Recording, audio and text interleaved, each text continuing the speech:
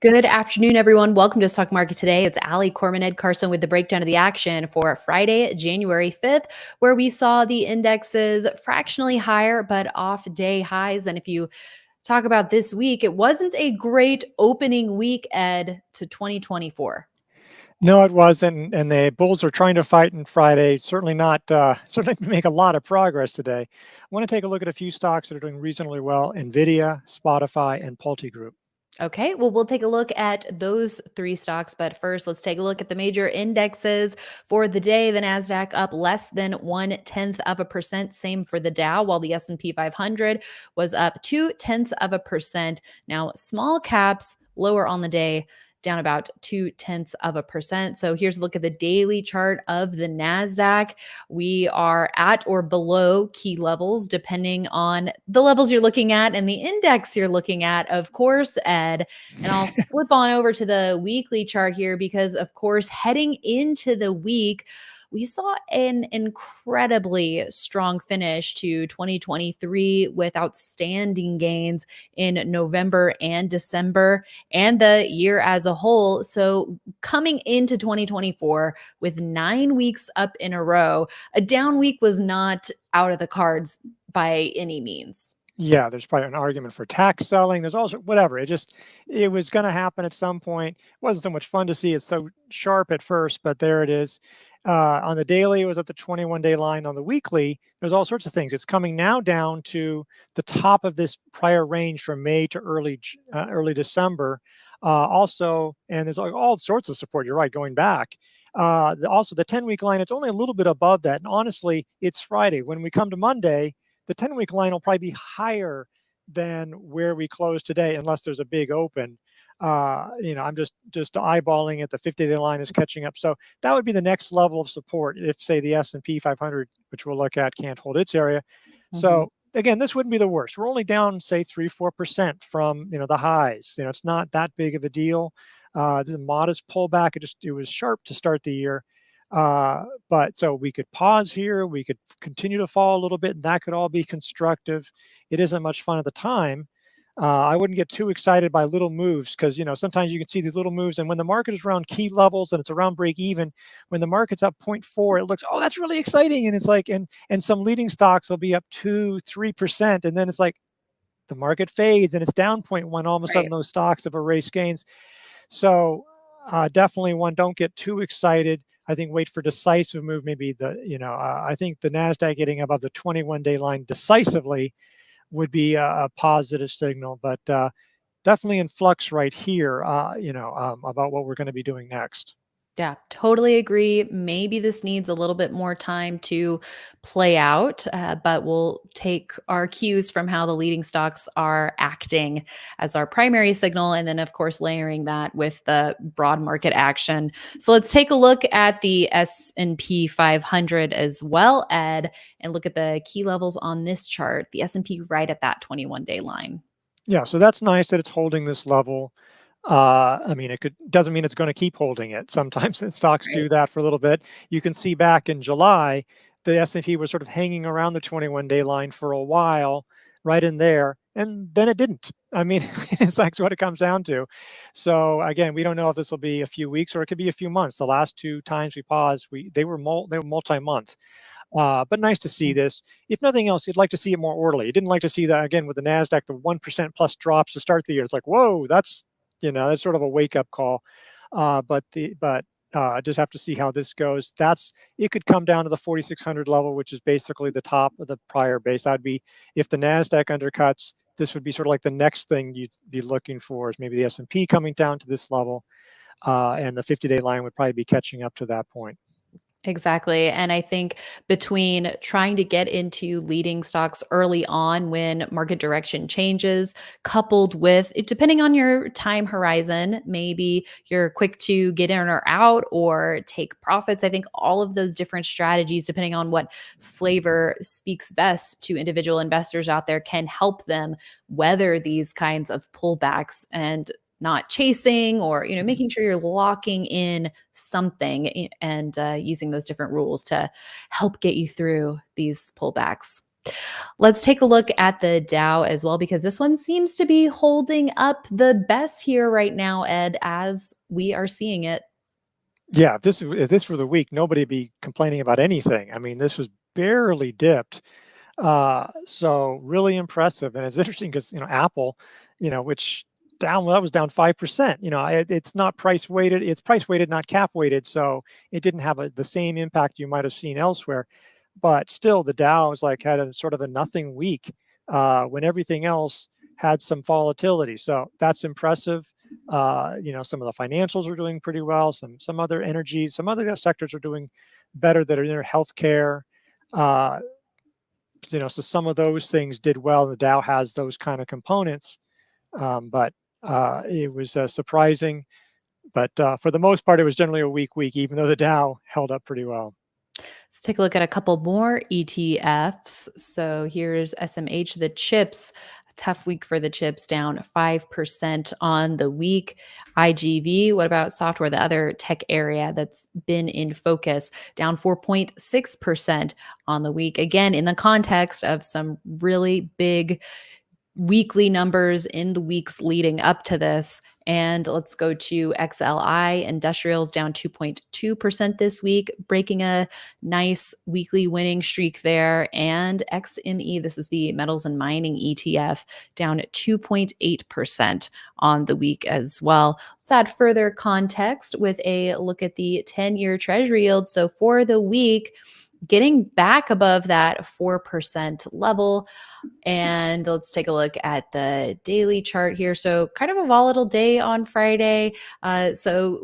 Which seeing that inverse correlation play out at the time that we were looking at it on IBD Live, we saw a downside reversal here, got a little bump on the stock market front here, Ed. So seeing it close higher, coinciding with stocks closing off highs.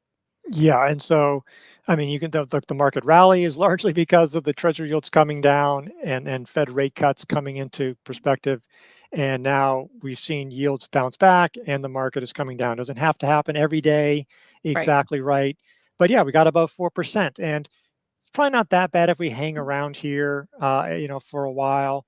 It's just the rate, if it's rising quickly, that would probably be the real issue. But rate cut expectations are still relatively high.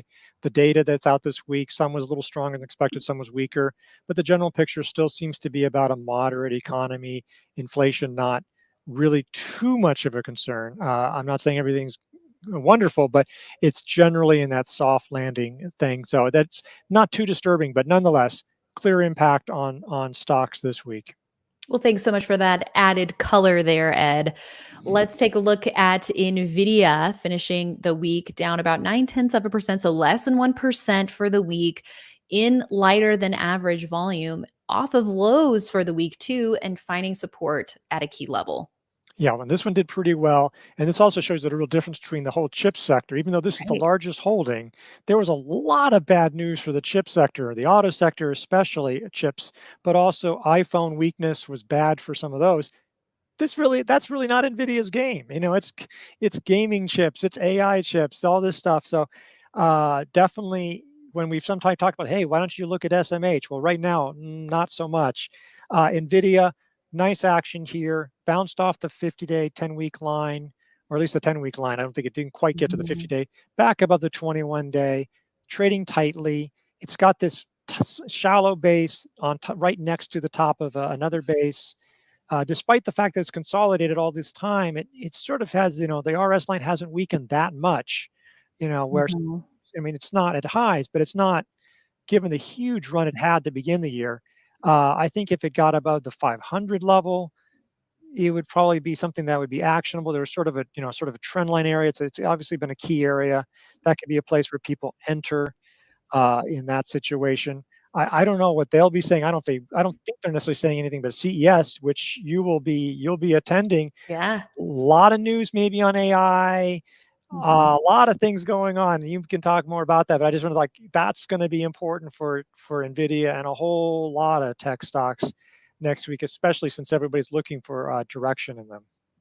Yeah, it's absolutely going to be the hot topic. Everyone's going to be talking about AI. So we'll have to see if there's any early indication about who the winners are, it's kind of interesting because last year's show, while that was being talked about somewhat, it really wasn't until the spring where you started seeing sort of the AI related mania around ChatGPT and other partnerships and initiatives. So this year, I think it will be interesting. And meanwhile, we do have Nvidia at this key psychological level. It's a round number. And not just the fact that it's a round number, but also it's been a resistance level a number of times for the stock going back to August. So I think a lot of traders are going to be trading off of that level, whether they're selling into that, buying that. We'll have to see how it shakes out. But it's definitely a key level to watch at a key time. And next on our list, let's take a look at Spotify because we saw some interesting technical action for this stock this week. Yeah, so on a daily chart, it sort of broke a downtrend. It actually risen about 20%. There's a lot of stocks like this that got up to this green area. Well, that's 20 to 25% above the buy point, which was, right here. Didn't decisively break out of that until November because of the market, but actually showed pretty good strength in that time. But broke out, got up there, and a lot of stocks will consolidate there, and a lot of them did this time.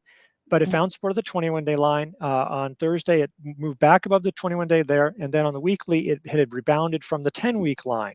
So a lot of nice technical action here. The weekly, there wasn't a lot of volume this week. That's one downside, but at least on the downside, the volume dried up quite a bit versus that big, powerful week up. So this is a place where you could have done an early entry, or even, an add-on buy, or even an early entry. Another week or so, and this could have a flat base. Right. So there's a lot of things. This one's holding up quite well. I mean, a 3% gain when the NASDAQ is down 3%, that's really impressive action. So that's definitely something to take note. RS line picked up a little bit. That's one other thing, is that the stocks that were consolidating were getting creamed with their relative strength line. So one positive about a pullback is that if this other stock is consolidating or finding a handle, it's like their RS lines won't be hurt, and anything that's moving up is going to start showing strength in the RS line, catching up where before they weren't really catching up. So that's something to be looking for, is stocks that are showing that relative strength.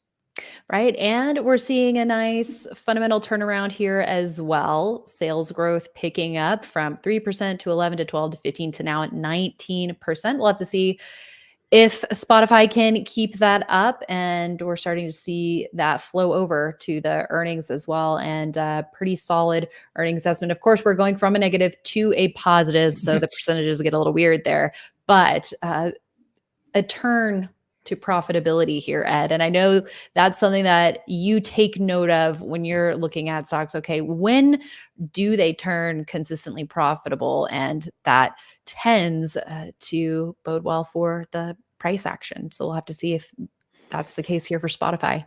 Yeah, I really like it with software because the incremental dollars are usually pretty much all there. It's, when you sell a car, it still costs you 90 cents to make that dollar. With software, you're making that dollar, you're making a dollar almost.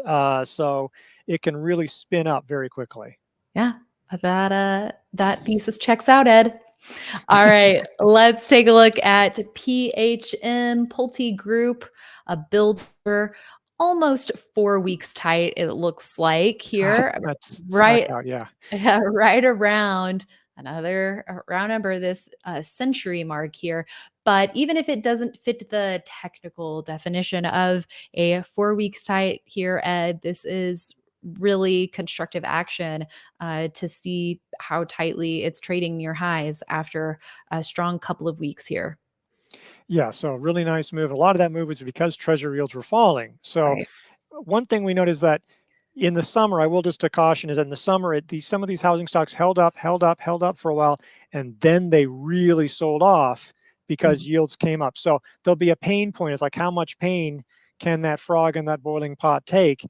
That would be the thing. But right now, held up very well with rising mortgage rates this week. And so that's just something to watch for very closely. But found support right at the 21-day line, has that 3 weeks tight. This might be kind of, something like that, would be a nice place to bounce off the 21-day line, and above that little line would be a good place for an add-on entry. I don't know about a new buy. Then that's sort of, especially right now with the market being sort of shaky, seems pretty aggressive with yields in flux. But that's acting well. A lot of housing stocks are acting well. In addition to the interest rates, there's also KB Home will have earnings next week, so that's something to watch. What they have to say. Just as that's something to pay attention to. Earnings season is going to start picking up really at the end of next week. It's an extremely busy. Already. I know. And on Friday we have the banks, the big banks. We have United Health. We have Delta. It was like I couldn't, so there's like 8 or 9 interesting companies that day coming up just to kick off. In addition to CES, just while we're going through this, there's also the JP Morgan Healthcare Conference. Right. So, we'll have a lot of information there. A lot of companies will pre-announce earnings. There might be some deals. So that will be something for a whole number of healthcare companies. Could see some movement on that as well. And that's an area that's been doing pretty good as the year kicks off, Ed. So absolutely. Yeah, team's going to be watching that closely. Keep an eye on investors.com for the coverage coming out of that conference. And Ed mentioned we're going to have executive interviews at CES, trying to touch on all the big key themes at the show. So folks out there may remember some of our sit-down interviews from last year, so it'll be the same style this year. We're less concerned about that exact headline coming out of the show and more interested in what are going to be the big key strategic initiatives for a lot of the players who are going to be there as the year unfolds and progresses. So taking a little bit more of a step back and going deep with executives. And I'm really looking forward to sharing some key takeaways whenever that show wraps. So that is it for this week, everyone. Thanks so much for tuning in. And the team will be back on Monday with more, starting with IBD Live. And we hope you join us, investors.com/IBD Live, for all the details on that. I'll be in Vegas through Wednesday, so you'll see me again on Thursday, everyone. Hope you have a great weekend, and we'll see you back here next week.